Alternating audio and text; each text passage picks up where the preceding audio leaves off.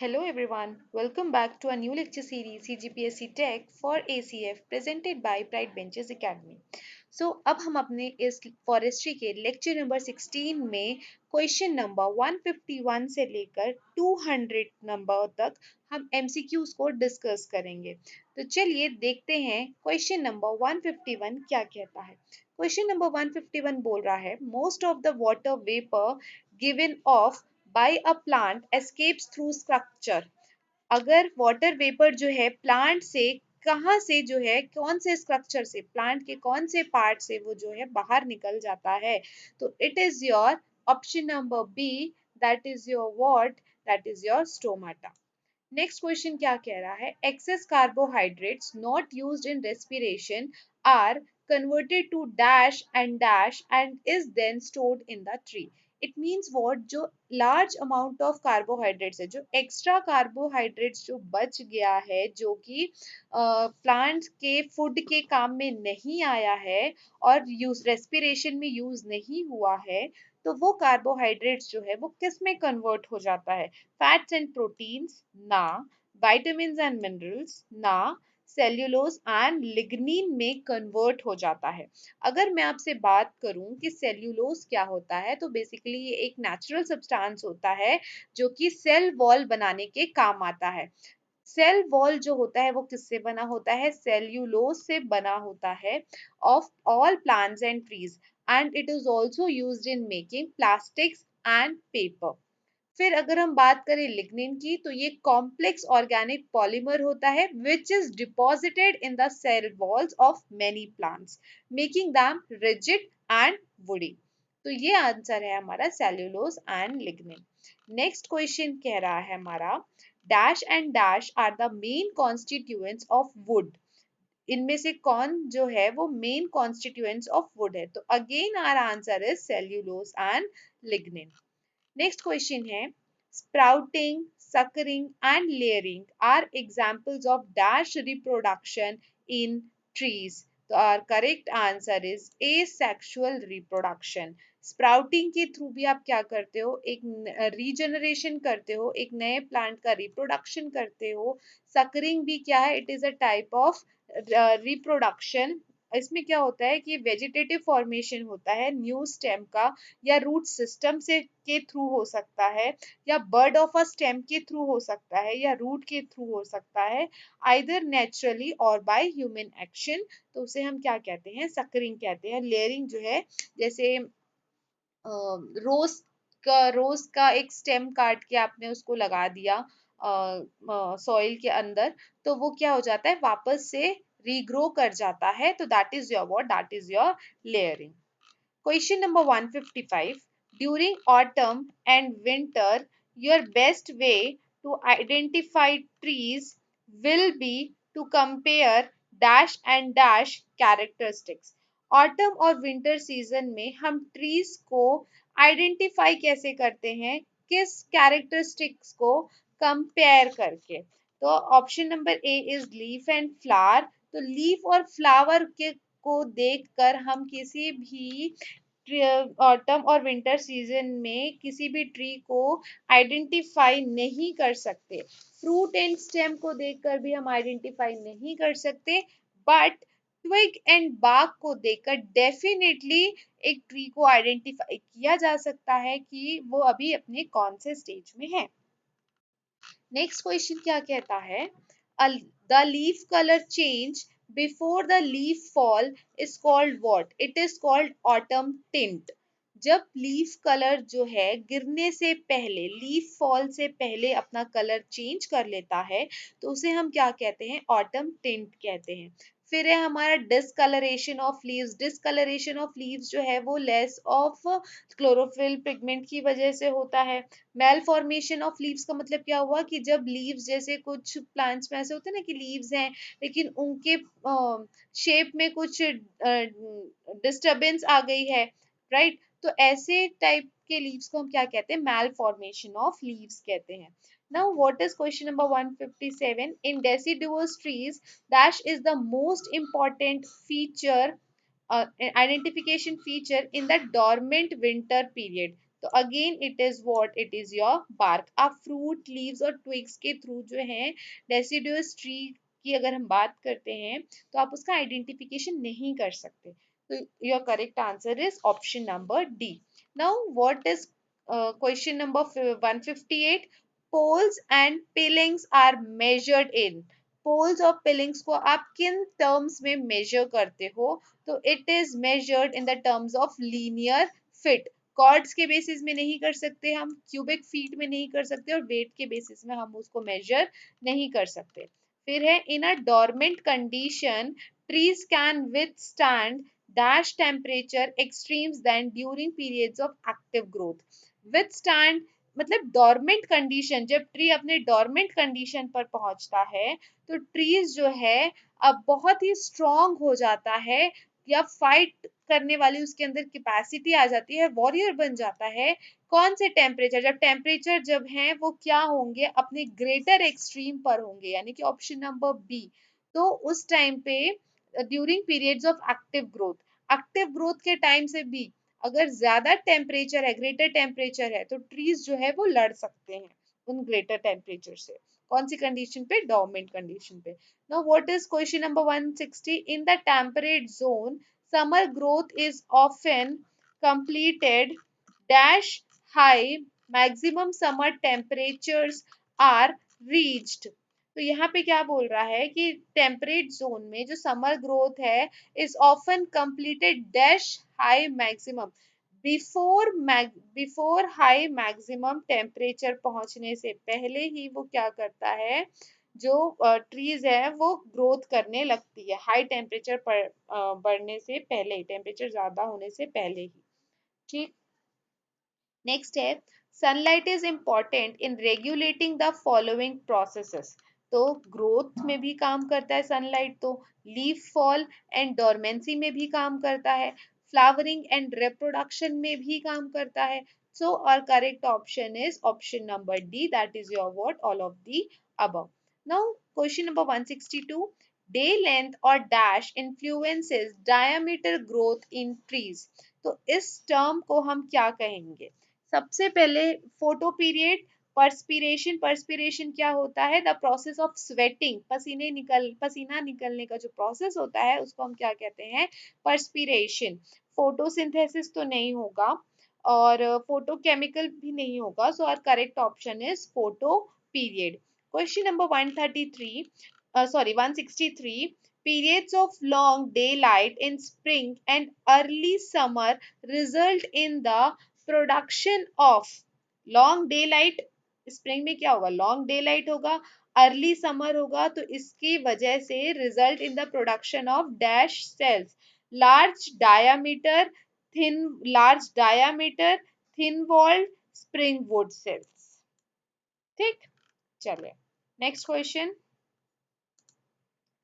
Length of daylight affects the time of flushing or dash in the spring and the onset of dormancy in the autumn। तो यहाँ पर क्या होगा कि length of day light जो है और टाइम ऑफ फ्लशिंग जो है वो किसको सपोर्ट करती है? तो डेफिनेटली न्यू ग्रोथ को करती है। फिर question number 165, light distribution can affect tree form from resulting greater development of the tree on the site exposed to the most sunlight। अगर हम लाइट डिस्ट्रीब्यूशन की बात करते हैं तो लाइट डिस्ट्रीब्यूशन जो है वो कौन से ट्री फॉर्म को अफेक्ट करता है? तो ग्रेटर डेवलपमेंट वाला जो स्टेज होता है ट्री का, वो उसको सबसे ज्यादा अफेक्ट करता है जब उसका साइड पार्ट जो है वो एक्सपोज होता है टू द मोस्ट सनलाइट को। Question number 166, the quality of light refers to. अगर हम लाइट के क्वालिटी की बात करते हैं, जो सनलाइट है, तो हम कौन सी लाइट को कहेंगे कि वो बेस्ट क्वालिटी सनलाइट है? किस बेसिस पे कहेंगे? Option number A, wavelength of the incoming radiation, definitely ये कंसीडरेबल फैक्टर है। इंटेंसिटी ऑफ लाइट, ये भी कंसीडरेबल फैक्टर है, but temperature no, it is not the considerable factor, क्योंकि लाइट को हम टेम्परेचर से रिलेट नहीं कर सकते। So our correct option is option number D, that is your what, A and B. Question number 167 क्या कहता है? Seed formation depends on the amount of reserve dash and nitrogenous material in a tree.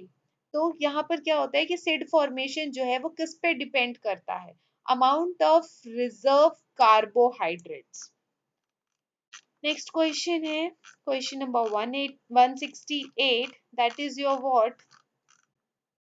The term dash is used to describe the physical expression of an inherited tree trait that can be measured and observed. इसमें से कौन सा term जो है वो briefly describe करता है एक tree trait, inherited tree trait के फिजिकल एक्सप्रेशन को, जिसके थ्रू हम उसको मेजर भी कर सकते हैं और ऑब्जर्व भी कर सकते हैं? तो हमारा ऑप्शन है ऑप्शन नंबर ए, जीनोटाइप। तो जीनोटाइप की अगर मैं बात करूं तो जीनोटाइप क्या होता है? Genetic constitution of an individual organism. किसी एक इंडिविजुअल ऑर्गेनिज्म का जेनेटिक कॉन्स्टिट्यूशन क्या कहलाता है? आपका जीनोटाइप कहलाता है। तो ये तो नहीं होगा। नेक्स्ट क्या है आपका? Genetic map. अगर मैं जेनेटिक मैप की बात करूं तो यहाँ पर क्या होता है कि जो types of chromosome, it is a type of chromosome map जो कि क्या शो करता है? That shows the relative locations of genes and other important features. ये एक तरीके का क्रोमोसोम मैप है जो कि लोकेशन शो करता है of genes and other important features. तो उसे हम क्या कहते हैं? Genetic map. तो ये भी नहीं होगा। Next is your what? Physical map. तो फिजिकल मैप क्या होता है? ये भी it is a type of map, map of a chromosome या जीनोम, जिसमें क्या शो करता है? Physical location of genes and other DNA जो बताता है, that is your what? Physical map. तो ये भी नहीं हो सकता। तो अब हमारे पास कौन सा ऑप्शन रह गया? फिनोटाइप। तो phenotype is our correct option. It means what? कि phenotype is the term that is used to describe the physical expression of an inherited tree trait that can be measured and observed. Now, what is question number 169 is saying? Winter kill is the dash of young trees and seedlings. Winter kill जो है वो क्या है? अगर मैं stunting की बात करूं तो स्टंटिंग क्या होता है? टू स्टॉप समथिंग ग्रोइंग, किसी चीज को ग्रो करने से स्टॉप कर देना is your what? Stunting, right? Deforming का मतलब क्या हो गया? नेचुरल शेप में चेंजेस आ जाना is your what? Deforming. Weakening का मतलब वीक हो जाना। सो विंटर किल जो टर्म है ये killing of young trees and seedlings को डिनोट करता है। क्वेश्चन नंबर 170 क्या कह रहा है? In a forest ecosystem a tree with a small crown receiving sunlight from above and almost none from the sides would be considered a dash tree. तो ये question जो है ये मैं अपने व्यूअर्स के लिए रख देती हूँ। डियर व्यूअर्स, अगर आप मेरा वीडियो देख रहे हैं तो जल्दी से कमेंट सेक्शन पर कमेंट कर कर बता दीजिए कि इसका करेक्ट आंसर क्या होगा। Now question number 171, to determine site index the two measurement needed are age and height. इसके बारे में तो हम बहुत बार डील कर चुके हैं। Question number 172, growth at the end of the stem is called preliminary growth. Growth तो जो स्टार्टिंग वाला ग्रोथ होता है उसे कहते हैं। एंड ऑफ द स्टेम बोल रहा है ना, growth at the end of the stem. Primary growth भी नहीं होगा। टर्मिनल ग्रोथ, टर्मिनल का मतलब होता है एंड पोजीशन। तो यहाँ पर आपको कहा ही क्या है इसने? Growth at the end of the stem कहा है इसने। तो terminal growth is your what? Correct answer. Question number 173, tree species that have male and female flowers on separate trees are called what? Dioecious। ये भी हमने already discuss किया हुआ है अपने प्रीवियस लेक्चर्स में। क्वेश्चन नंबर 174 क्या कहता है? Trees are planted along city streets to help increase dash. Definitely city streets में अगर ट्रीज जो है उन्हें प्लांट किया जा रहा है तो क्यों किया जाता है? To help increase summer air temperatures. नहीं, समर एयर टेम्परेचर को इंक्रीज करने के लिए तो ट्रीज नहीं लगाया जाता है सिटी स्ट्रीट्स में, right?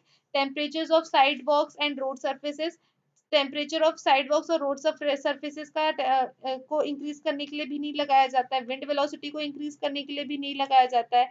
But gas removal and particulate collection को इंक्रीज करने के लिए ट्रीज जो है वो सिटी स्ट्रीट्स में प्लांट किए जाते हैं। Question number 175. Using containerized seedlings rather than bare root seedlings usually results in. सबसे पहले तो हम ये समझते हैं कि containerized seedling क्या होता है. कंटेनराइज्ड सीडलिंग्स क्या होते हैं, जिनको हम पॉट्स और ब्लॉक्स में ग्रो करते हैं. जैसे कि हमने ब्रिक प्लांटेशन पढ़ा था, डोना प्लांटेशन पढ़ा था, तो वहां पर किसका इस्तेमाल हो रहा है, एक तरीके का कंटेनर का इस्तेमाल हो रहा है. तो ऐसे सीडलिंग्स को हम क्या कहते हैं, कंटेनराइज्ड सीडलिंग्स कहते हैं. तो यहाँ पर क्या बोल रहा है कि कंटेनराइज्ड सीडलिंग्स को यूज करना rather than bare root seedlings usually results in improved rates of survival and growth.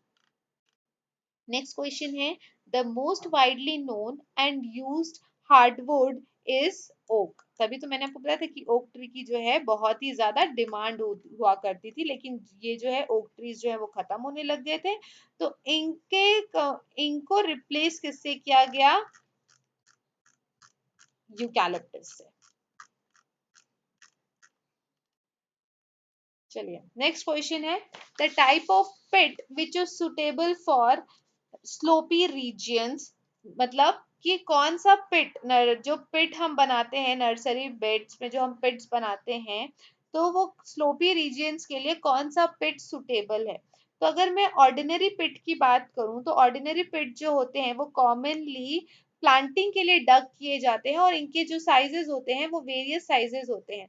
But ये जो ये ऑर्डिनरी पिट जो है, इसको कब डग किया जाता है, जब जो एरिया है वो ज्यादा स्लोपी नहीं होना चाहिए, तब ऑर्डिनरी पिट का इस्तेमाल किया जाता है. लेकिन यहाँ पर तो पूछा गया है कि स्लोपी रीजियंस के लिए कौन सा पिट अच्छा होगा. अच्छा, और एक बात कि अगर मैं यहाँ पर ऑर्डिनरी पिट की बात करती हूँ, तो ये वेरियस साइजेस के होते हैं. जैसे 30x30x30 का भी होगा, 45x45x45 का भी होगा, 60x60x60 का भी होगा. ठीक. और अगर मैं ऑर्डिनरी पिट की और बात करूं, तो ये सुटेबल होता है क्लेई, अल्कलाइन और सलाइन सॉइल के लिए. ओके. फिर है आपका सॉसर पिट. अगर सॉसर पिट की बात करें, तो सॉसर पिट जो है वो स्क्रैप्ड शॉलो शैलो सॉसर होना चाहिए, अबाउट 1 मीटर रेडियस का. बट ये भी जो है, ये भी ये सैंडी एरियाज के लिए अच्छा होता है. सॉसर पिट जो होता है वो सैंडी एरियाज के लिए अच्छा होता है. फिर है हमारा रिच डिच पिट. तो this is what you need. Sloppy regions के लिए हमें किस टाइप के पिट की जरूरत पड़ती है, रिच डिच पिट की जरूरत पड़ती है. अच्छा, मैं आपको रिंग पिट भी समझा देती हूँ. रिंग पिट क्या होता है, सर्कुलर ट्रेंच होता है अबाउट 20 सेंटीमीटर का, away from the pit that is dug. Dug pit से अलग इसको बनाया जाता है, which is of 20 centimetre. Right. और ये भी जो है, ये भी वेरी वेरी सैंडी एरियाज के लिए सुटेबल होता है, हैविंग लेस रेनफॉल. क्यों, वहां पर रेनफॉल नहीं है, तो इस रिंग पिट के थ्रू जो है वाटर कंजर्वेशन जो है काफी अच्छी हो जाती है. ओके. नेक्स्ट क्वेश्चन है हमारा, which of the following is not a common method of testing improved seeds और सिडलिंग. तो सबसे पहला है क्लोन टेस्टिंग. अगर मैं क्लोन टेस्टिंग की बात करूं, तो क्लोन टेस्टिंग जो है ये मोस्ट कॉमन मेथड होता है. राइट. तो इसमें क्या होता है, जनरली क्लोन्स बनाए जाते हैं, genetically identical copies of a mother plant. और क्लोनिंग जो है वो इन्वॉल्व करता है cutting of a piece of stem with some leaves and then planting it under conditions in which make the stem grow roots and eventually a whole new plant. मतलब clone के through जो है एक नए plant का जो है formation कर दिया जाता है. और ये क्लोन टेस्टिंग जो है it is the most common method. तो ये तो ऑप्शन नहीं होगा. फिर है हमारा प्रोजेनी टेस्टिंग. प्रोजेनी टेस्टिंग जो टेस्ट होता है, मतलब ये सिलेक्टिव ब्रीडिंग को टेस्ट करने का एक तरीका होता है, इंडिविजुअल जीनोटाइप को मिलाकर. तो ये भी बहुत ही कॉमन मेथड है, तो ये भी नहीं होगा. फिर है प्रोवेनेंस टेस्टिंग. अगर मैं प्रोवेनेंस टेस्टिंग की बात करती हूँ, तो प्रोवेनेंस मीन्स क्या होता है, प्रोवेनेंस मीन्स होता है origin. It means what, origin. और ये किसको रिफर करता है, it refers to population of trees that comes from a particular location. तो प्रोवेनेंस टेस्टिंग जो है ये भी नहीं होगा. हमारा करेक्ट ऑप्शन है रेगुलेशन टेस्टिंग. तो it is not a common method. Okay, next question है हमारा, which of the following silvicultural systems is most likely to result in uneven aged forest? तो यहाँ पर जो है आपसे पूछा गया है कि इनमें से कौन सा सिल्वीकल्चरल सिस्टम जो है बहुत ही अच्छा रिजल्ट देगा अगर हम अनइवन एज्ड फॉरेस्ट में उसे अप्लाई करेंगे। तो हमारा करेक्ट आंसर है selection system. Definitely uneven age है, इट मींस व्हाट कि वहां पर ऑलमोस्ट सभी एज के ट्रीज प्रेजेंट होंगे, तो जो मैच्योर होते जाएगा उसकी सिलेक्टिव कटिंग कर दीजिए, राइट। तो इस तरीके से क्वेश्चन नंबर 180 क्या कहता है, बीटिंग अप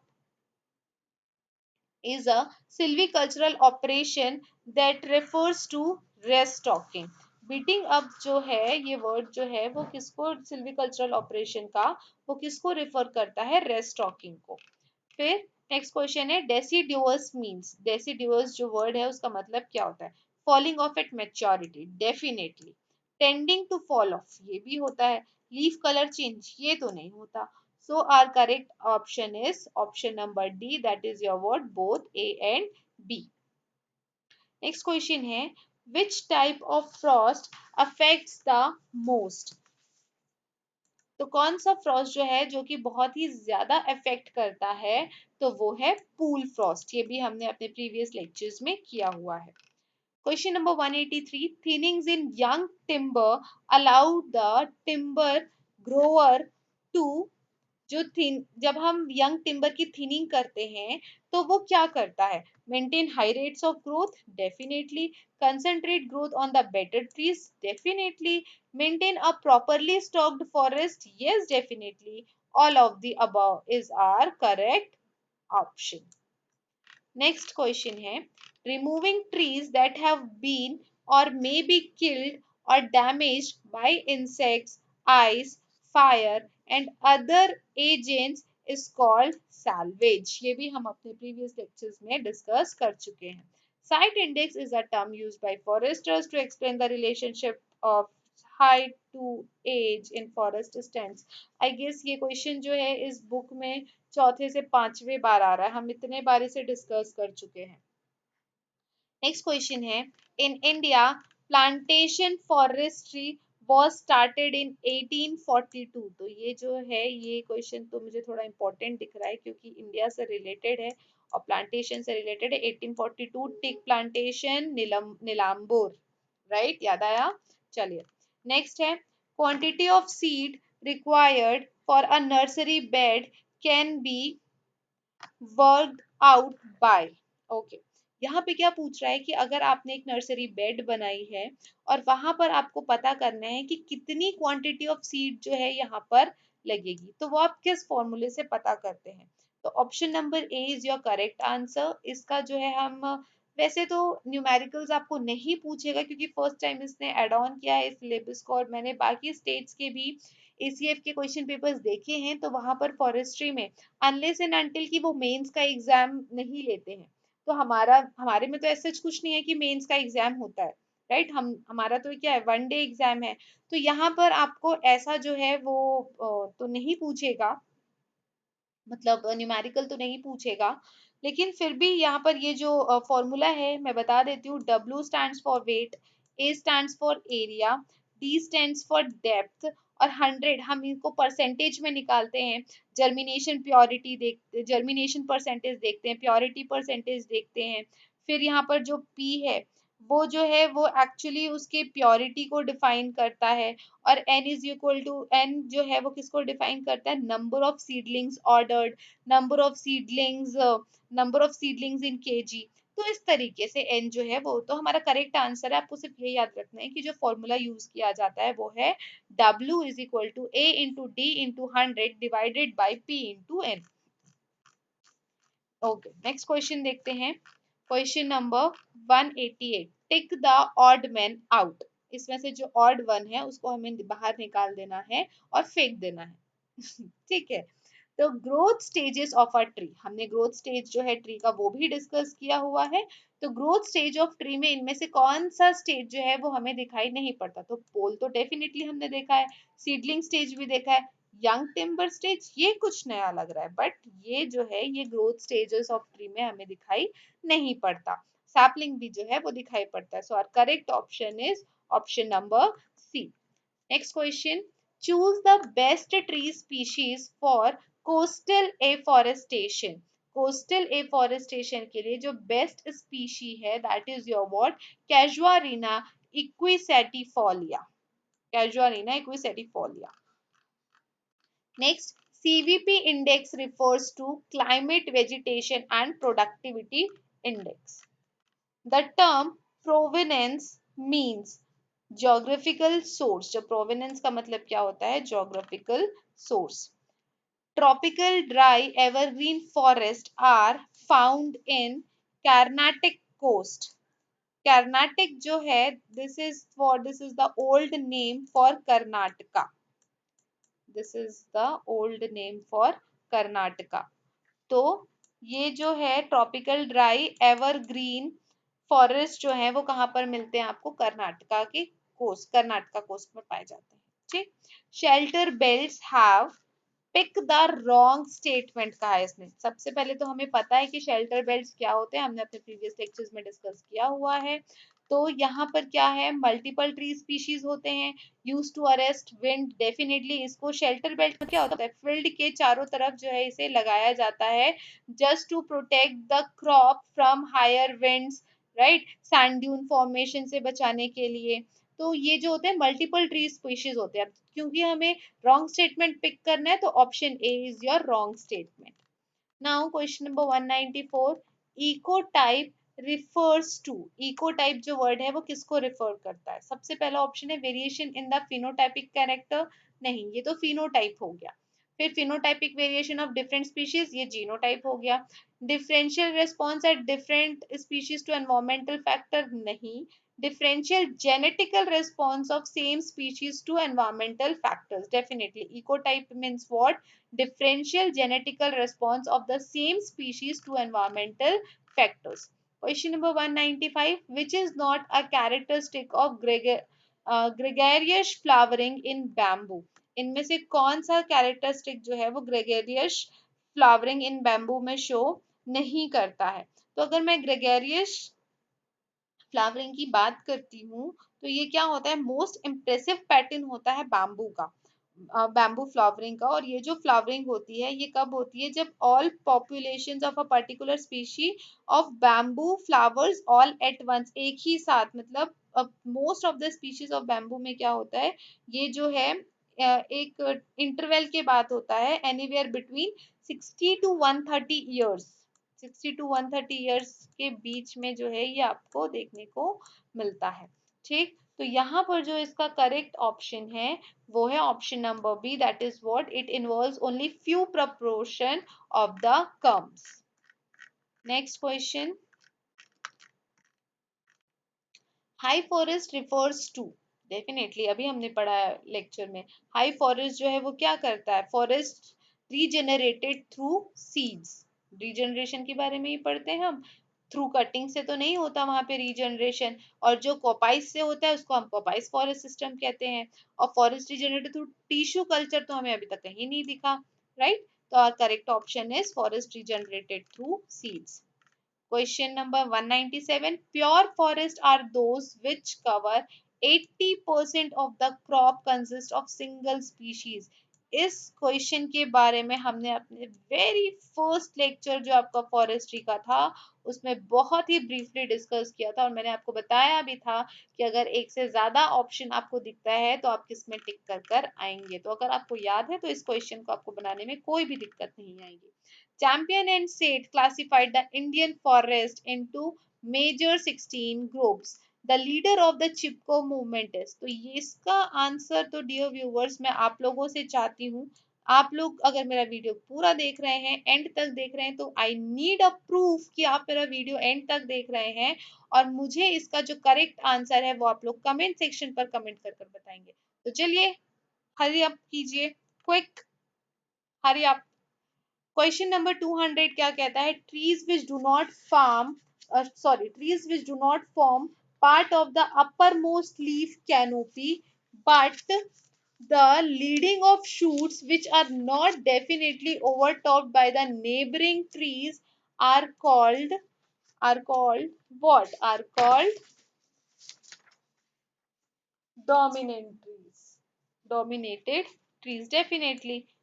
देखिए क्या कह रहा था क्वेश्चन में कि वो ट्रीज जो कि कैसे हैं, which do not form the part of the uppermost leaf canopy but the leading of shoots which are not definitely overtopped by the neighboring trees are called dominated trees. मतलब वो क्या हो चुके हैं? डोमिनेट हो चुके हैं, क्योंकि उसके ऊपर जो है, ऊपर जैसे देखिए सपोज ये कोई एक ट्री है, ठीक, और इसके बारे में डेफिनी क्वेश्चन में क्या बोला हुआ है कि वो ट्रीज जो कि विच do not form part of the upper most canopy. तो अपर मोस्ट कैनोपी सपोज ये है किसी फॉरेस्ट का, और ये जो है ये तो ऊपर वाले पार्ट को फॉर्मेशन में इसका कोई इन्वॉल्वमेंट नहीं है बोल रहा है।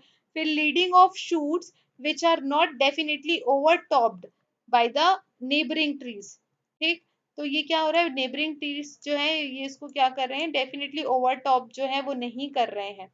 तो ऐसे ट्रीज क्या होंगे? डोमिनेटेड, मतलब ये बाकी ट्रीज के थ्रू ये क्या हो चुका है? डोमिनेट हो चुका है, मतलब बाकी ट्रीज जो है वो इससे अपर लेवल के हैं, तो इसलिए इस ट्रीज को हमने क्या कह दिया? Dominated trees. तो डियर व्यूवर्स, आज के हमने अपने इस लेक्चर में 50 एमसीक्यूज को, यानी कि 151 से लेकर 200 तक एमसीक्यूज को हमने ब्रीफली डिस्कस कर लिया है। हम अपने आने वाले लेक्चर में क्वेश्चन नंबर 201 से लेकर 250 तक के सारे एमसीक्यूज को डिस्कस करेंगे। Till then, keep watching and supporting. Thanks for watching.